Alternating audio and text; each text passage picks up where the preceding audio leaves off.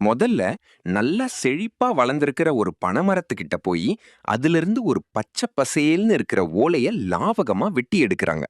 அந்த ஓலைய பார்த்தாலே அவ்ளோ உயிர்ப்பா இருக்கு.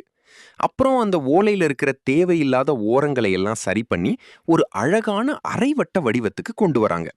அந்த பனை ஓலை மேல கொஞ்சம் தண்ணிய தெளிச்சு சுத்தப்படுத்துற விதம் இருக்கே, அது அந்த ஓலைக்கு ஒரு புது பொலிவையே தருது. அடுத்துதான் நிஜமான கைவரிசையே ஆரம்பிக்குது.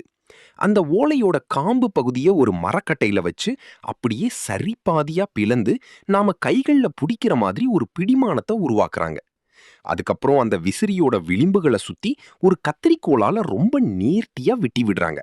பார்க்கிறதுக்கே நல்ல அம்சமா இருக்கு. சும்மா விசிறியா மட்டும் இருந்தா போதாதுன்னு அதுக்கு ஒரு சின்ன அலங்காரம் பண்றாங்க பாருங்க. அதுதான் ஹைலைட்.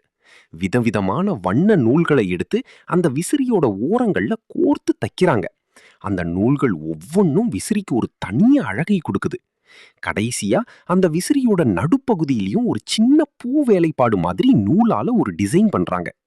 இதோ கொஞ்ச நேரத்துல ஒரு சாதாரண பனை ஓலை இப்போ கையில வச்சு வீசுறதுக்கு ரொம்பவே அழகான நேர்த்தியான கைவிசிறியா மாறிடுச்சு. இத பார்க்கும்போது நம்ம பாரம்பரிய கலை மேல ஒரு தனி மரியாதையே வருது இல்லையா?